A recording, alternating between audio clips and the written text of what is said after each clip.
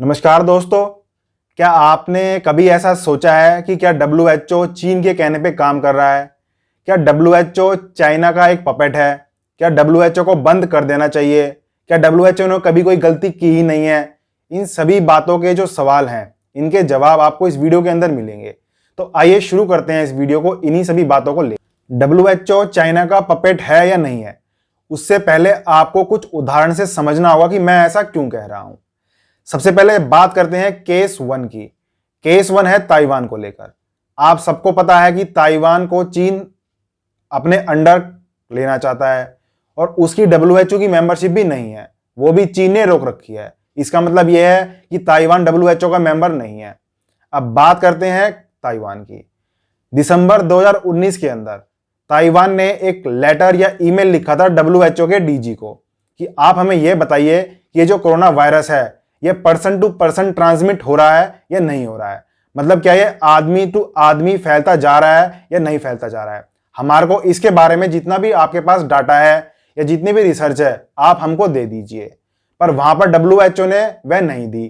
चीन के कहने पर उन्हें मना कर दिया कि आपको कोई भी डाटा नहीं दिया जाएगा क्योंकि आप WHO के मेंबर नहीं है और WHO के मेंबर में रुकावट भी चीन ने ही डाली हुई है। अब आप यह सोच रहे होंगे कि इस केस का यहां पे बताने का क्या महत्व है। दिसंबर 2019 के अंदर ताइवान ने WHO को इन्फॉर्म किया था या एक वार्निंग दी थी। अब बात करते हैं 11 मार्च की। WHO ने कोरोना वायरस को पेंडेमिक डिक्लेयर कर दिया जब यह 100 देशों से भी ज्यादा के अंदर फैल चुका है। तो अगर हम वहां पे ताइवान की बात WHO मान लेता तो हम पहले ही कुछ एक्शंस ले लेते और WHO पहले ही सतर्क हो जाता। दूसरा केस यहां पे आता है फंडिंग को लेकर। वैसे तो WHO के अंदर 15% जो फंडिंग करता है वह है USA। एक साल का अनुमान लगाया जाए तो $450 से $500 मिलियन के आसपास अमेरिका WHO को देता है। और अगर उसको हम कंपेयर करें चीन से तो चीन सालाना $40 मिलियन के आसपास WHO के अंदर कंट्रीब्यूट करता है। बात यहां पे यह नहीं है कि कौन कितना कंट्रीब्यूट करता है, बात यह है कि WHO किसके इंटरेस्ट को प्रमोट कर रहा है। देखा यह जाता है कि WHO चीन के इंटरेस्ट को ही प्रमोट कर रहा है। इसको देखते हुए USA ने अपनी सारी फंडिंग WHO को रोक दिया है। तो यहां पर ये एक चाइना के लिए अपॉर्चुनिटी बन गई है। अब चाइना ने एडवांस में ही $30 मिलियन के आसपास WHO को डोनेट कर दिए हैं। तो यहां पर USA के निकलने से WHO के अंदर चीन की पकड़ और मजबूत होती जा रही है। USA सोचता था कि अगर वो WHO को फंड नहीं देगा तो WHO सीधा हो जाएगा या वह उसके इंटरेस्ट को प्रमोट करेगा, पर यहां पर WHO ने वह काम नहीं किया। आप यहां पर यह सोच रहे होंगे कि चीन ने कोरोना की मदद से WHO के ऊपर अपना शिकंजा कसा है। ऐसा नहीं है। 2006 के अंदर जब WHO के DG का अपॉइंटमेंट कर रहे थे तब भी चाइना ने अपना कैंडिडेट वहां पर नियुक्त किया था जिसका नाम था मार्गरेट चैन।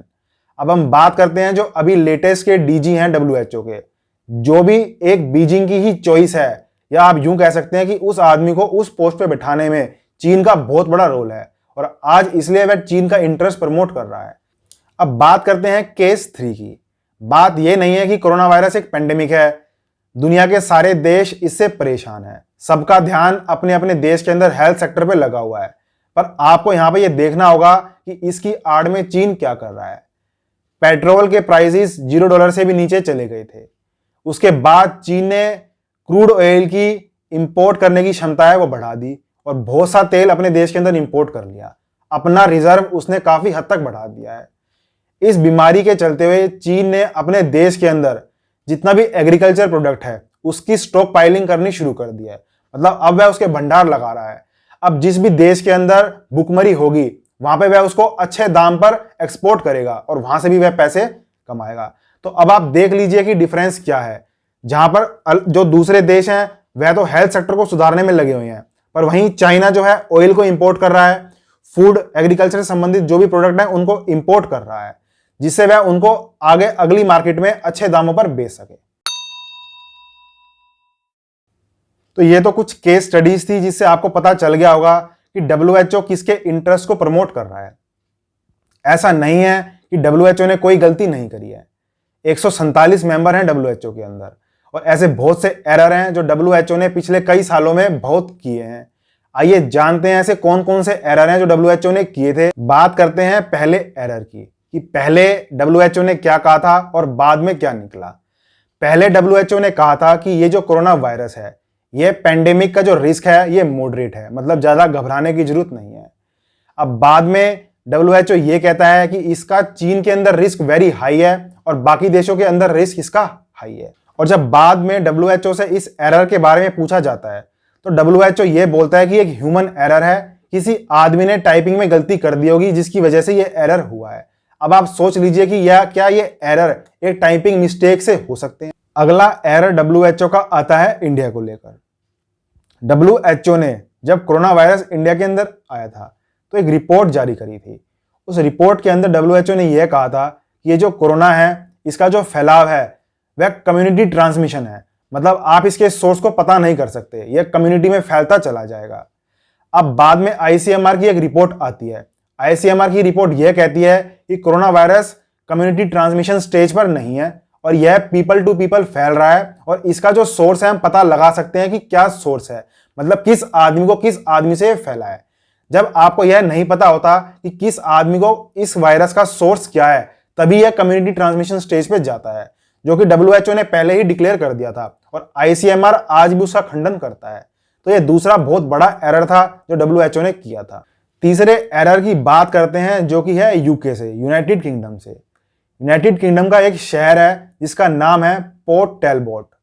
डब्ल्यूएचओ ने एक रिपोर्ट जारी करी थी कि यह यूके की सबसे ज्यादा डर्टी सिटीज के अंदर इसका नाम आता है। डब्ल्यूएचओ ने यह भी कहा था कि जो इसका पोल्यूशन लेवल है जिसको हम नापते हैं पीएम 2.5 से, वह चला गया है पीएम 2.5 18 माइक्रोग्राम्स। जब बाद में उस रिपोर्ट को दोबारा एनालाइज किया गया तो यह पाया गया कि उस सिटी का जो पोल्यूशन लेवल था पीएम 2.5 वह 9.6 के आसपास माइक्रोग्राम्स के आसपास ही उसका मेजरमेंट थी। तो यहां पे दोबारा एक एरर है जो डब्ल्यूएचओ ने किया है। अब आप ये सोच रहे होंगे कि इतने सब एरर डब्ल्यूएचओ करती है तो इसका क्या हमें रिजल्ट देखने को मिल रहा है। इनका रिजल्ट हमें देखने को ये मिल रहा है कि जितने भी इकोनॉमिस्ट हैं, जितने भी रिसर्च पेपर होल्डर हैं या जितनी भी संस्थाएं हैं देशों की, आज डब्ल्यूएचओ को अपना सोर्स नहीं मानती है डाटा कलेक्शन का। मतलब जो पहले वे डाटा कलेक्शन की लिए डब्ल्यूएचओ की तरफ जाते थे या उनसे रिक्वेस्ट करते थे कि हमें रिसर्च के लिए आप अपना डाटा दे दीजिए, आज वह डब्ल्यूएचओ का डाटा इस्तेमाल नहीं कर रहे हैं। डब्ल्यूएचओ के डाटा की बजाय वह यूरोपियन एजेंसीज का डाटा इस्तेमाल कर रहे हैं। तो इसका पहला इंप्लीकेशन यह देखने को मिला है। दूसरा इंप्लीकेशन यहां पे आता है फिनलैंड।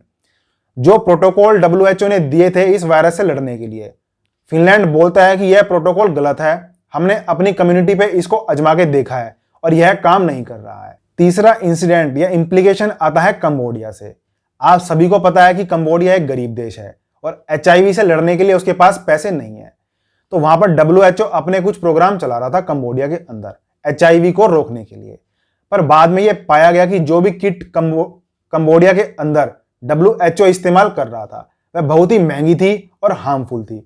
उसके बजाय जो कंबोडियन गवर्नमेंट ने किट निकाली थी वह बहुत ही सेफ थी और सस्ती थी। बाद में एक विसल ब्लोअर ने अपनी बुक के अंदर उसका एक जिक्र किया है और उस समय डब्ल्यूएचओ के ऊपर यह सवाल उठने लगे थे, क्या डब्ल्यूएचओ फार्मा कंपनीज के बिहाफ पर काम कर रहा है या सिर्फ उन्हीं के एजेंट्स के बिहाफ पे ये काम कर रहा है? क्या डब्ल्यूएचओ खुद से कोई रिसर्च करता है या नहीं करता है, या सिर्फ दवाइयों की कंपनियों का इंटरेस्ट दुनिया के अंदर प्रमोट करता है? अब बात करते हैं एक बहुत जरूरी और एक लास्ट इंसिडेंट की। आप सबको पता है कि 2009 के अंदर स्वाइन फ्लू आया था जिसका नाम था H1N1। हुआ यह था कि डब्ल्यूएचओ ने उस टाइम पे स्वाइन फ्लू को एक पेंडेमिक घोषित कर दिया था, जिसकी वजह से यह हुआ था कि जितने भी अमीर देश हैं यूरोप के और अमेरिका के, उन्होंने इसकी वैक्सीन को इंपोर्ट करा लिया था और सारी वैक्सीन इन्हीं देशों ने इंपोर्ट करा ली थी। पर बाद में यह पाया गया कि H1N1 इन देशों में फैला ही नहीं था, वह फैला था अफ्रीका के अंदर और साउथ ईस्ट एशिया के अंदर। जब यह फैलना शुरू हुआ था इन गरीब देशों के पास उसकी वैक्सीन नहीं थी और वहां भी अमेरिका ने और यूरोप की बहुत सी कंट्रीज ने इसका एक्सपोर्ट बहुत ऊंचे दामों के अंदर इन गरीब कंट्रीज को किया था और वहां से भी बहुत सा पैसा कमाया था। तो यहां भी एक डब्ल्यूएचओ की बहुत बड़ी एरर आई थी। क्या उसने इस पेंडेमिक को फेक दिखाया था, जिसकी वजह से अमेरिका और यूएसए और यूरोप इन्होंने पहले ही वैक्सीन को इंपोर्ट करा लिया और बाद में जब जरूरत पड़ी तो गरीब देशों को ऊंचे दामों पर उन्होंने बेचना शुरू कर दिया था। तो यहां पे भी यह सवाल उठता है कि WHO किसके इंटरेस्ट को यहां पर प्रमोट कर रहा था? क्या गरीब देशों के इंटरेस्ट को प्रमोट कर रहा था या फिर वो अमीर देशों के इंटरेस्ट को प्रमोट कर रहा था? क्या वो हकीकत में गरीब देशों के अंदर बीमारी से लड़ रहा था या सिर्फ अमीर देशों के और उनकी जो फार्मा जाइंट्स हैं उसके बारे में ही सोच रहा था? तो ये कुछ सवाल हैं जो हमारे मन के अंदर आए, ये कुछ इंसिडेंट्स थे, ये कुछ एरर्स थे।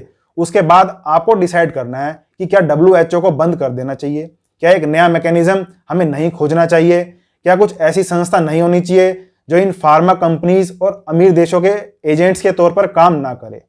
इस इंसिडेंट के बारे में आप एक बुक के अंदर पढ़ सकते हैं, जो बुक लिखी गई है स्टुअर्ट ब्लूम के द्वारा।